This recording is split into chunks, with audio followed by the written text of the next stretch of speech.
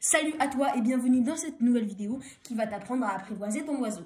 Si tu as cliqué sur cette vidéo, c'est que tu cherches à apprivoiser ton oiseau. Mais avant de commencer la vidéo, j'aimerais bien t'éclaircir sur ce que ça veut dire apprivoiser. Parce que tu te dis, oui, je suis pas débile, je sais ce que ça veut dire apprivoiser. Mais pour un oiseau, ça veut dire une toute autre signification, dans son esprit en tout cas.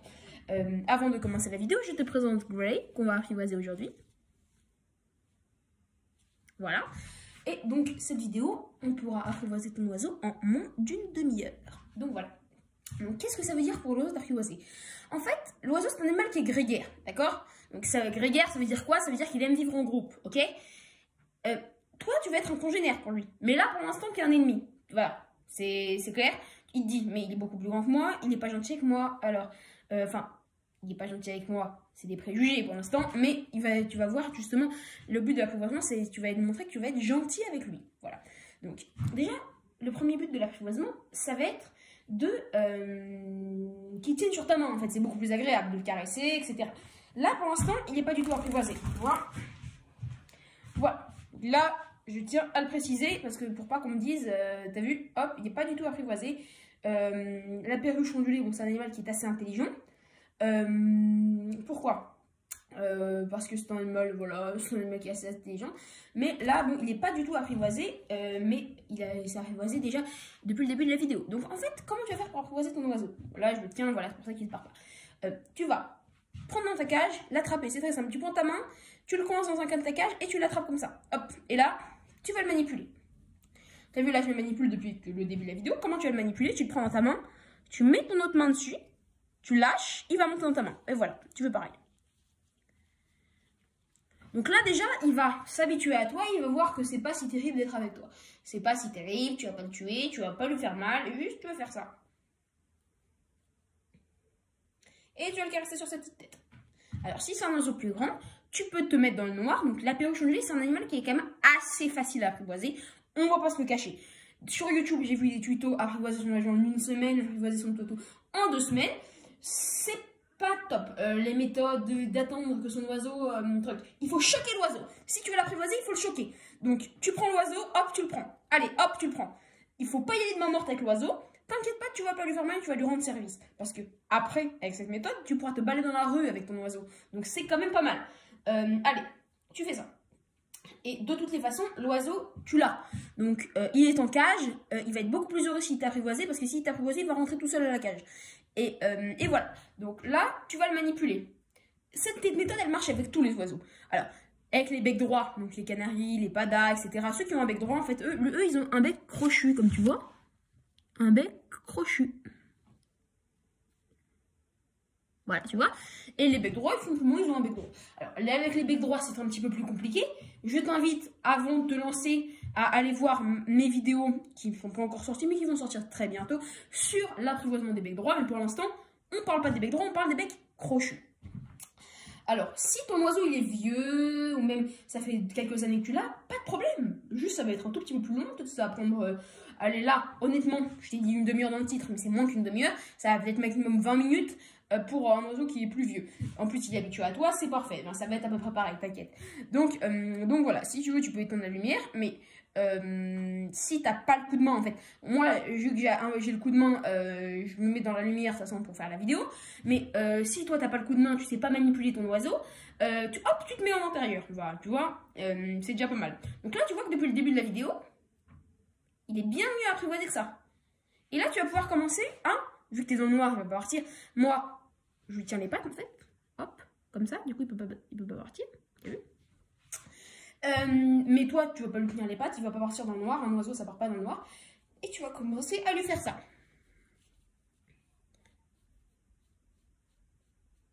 Et là, il va commencer à kiffer. Tu vois, il kiffe. Et là, tu vas pouvoir commencer à te mettre à la lumière. Alors, il va peut-être avoir un choc, peut-être qu'il va partir.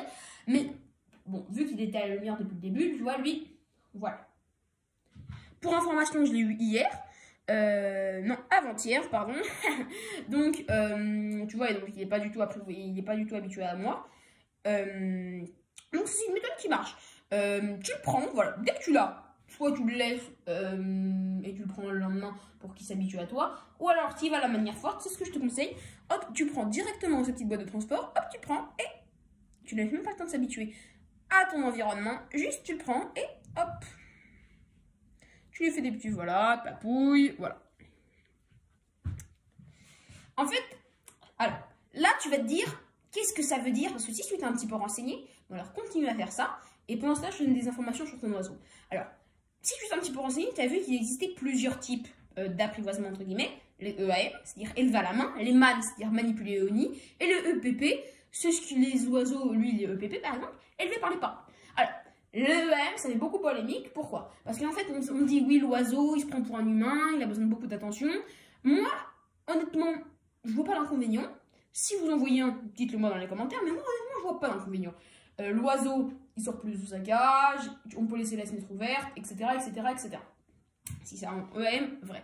Les MAN, pareil, et les EPP, bah en fait, ils sont obligés de rester dans leur cage, donc finalement, leur vie est moins bonne. Donc, moi, je t'encourage, franchement, à acheter des EPP. Ok, déjà c'est moins cher. Par exemple, une perruche ondulée EAM, ça va être, honnêtement, tu vas t'en sortir pour 100 balles.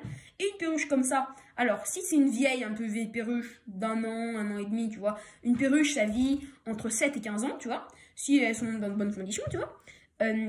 Si tu veux une vieille un petit peu, tu prends, ça coûtera 5, 10 euros. Et si tu veux une jeune comme ça, elle a 3-4 mois, tu vois, tu vas t'en sortir pour 10 euros, tu vois, donc c'est quand même nettement moins cher que EAM. Et l'oiseau, il va être un peu plus apprivoisé. Pourquoi? Parce qu'il te connaît, voilà, et tu lui habitues. Et surtout, quand tu le manipules, tu lui parles, d'accord? Tu parles à l'oiseau. Bon, là, je ne parle pas, mais il croit que je lui parle, voilà. D'accord. Et voilà. Maintenant, on va continuer à le manipuler. Tu vois, tu vas continuer à le manipuler. Là, ça fait à peu près 6-7 minutes, voilà. Je vois le retour de la caméra, ça fait à peu près 6-7 minutes que je les manipule. Et tu vois, bon, on va voir s'il est apprivoisé. Donc là, ça fait 7 minutes que on fait ça. Donc toi, t'es dans le noir, je te rappelle. Bah, c'est pas mal du tout. Tu vois? C'est pas mal, hein, pour l'instant. Pas mal du tout. Donc voilà. Donc, bon, si ton oiseau... Alors, les oiseaux, il y a différents caractères, entre guillemets. Il y a les caractères, tu pourras tous les apprivoiser sans problème. Il y a les caractères qui sont un petit peu craintifs, ok? Si les caractères craintifs, une fois que tu es arrivé à ce niveau-là, tu prends ta main et tu la rapproches vite. Voilà, hop, pour l'habituer au truc, pour pouvoir sortir dans la rue. Alors, je vais me dire, oui, je ne sors pas dans la rue parce que j'ai peur qu'il s'envole. Voilà, tout le monde dit ça. J'ai peur qu'il s'envole, je sors pas dans la rue. Eh bien, c'est totalement faux. Tu peux tout simplement sortir dans la rue avec ton oiseau. Alors, si tu as peur, quand même, je te comprends.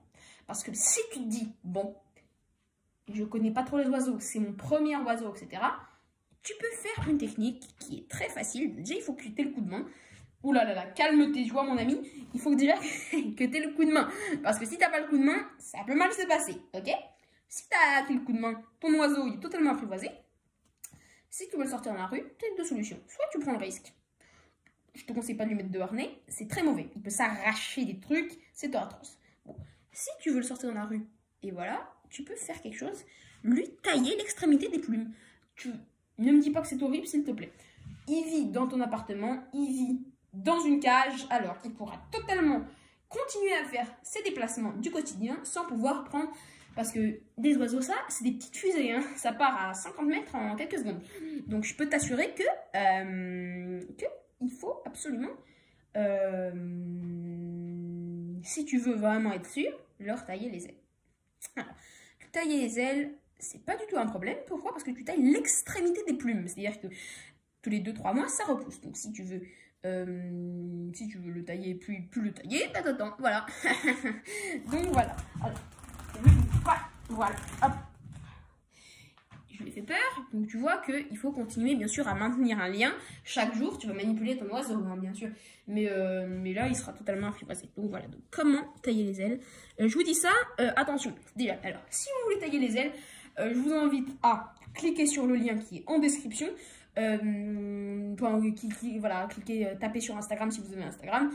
sur mon compte Instagram qui est dédié à cette chaîne. Voilà, écrivez-moi un message, envoyez-moi une vidéo, je m'inquiéterai, je vous répondrai de suite. Alors, comment tailler les ailes? Je vous dis ça quand même.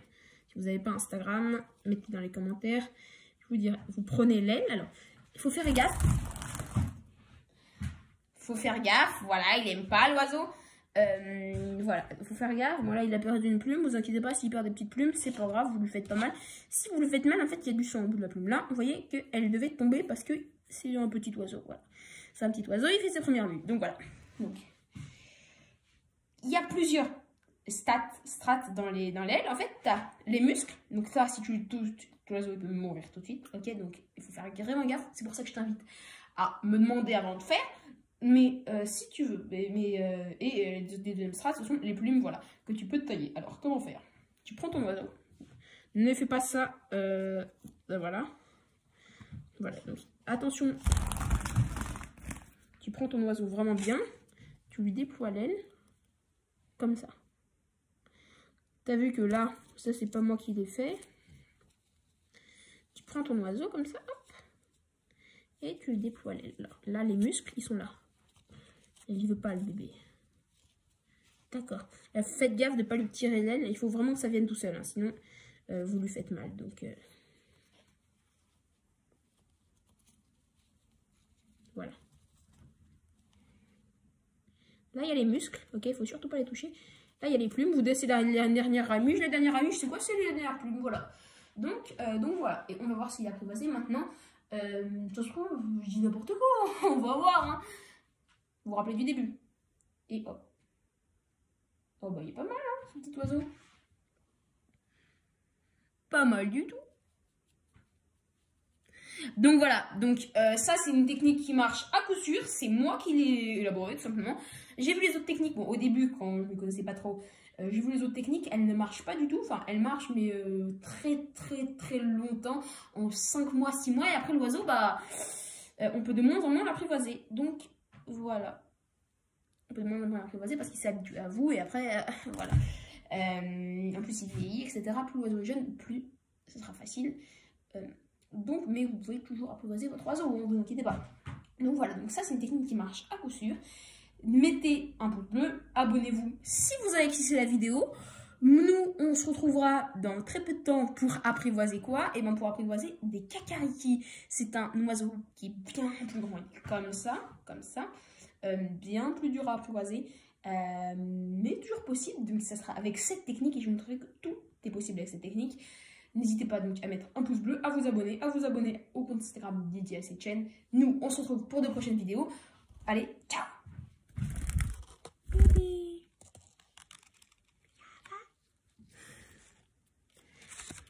Coucou toi petit bébé. Allez, ciao!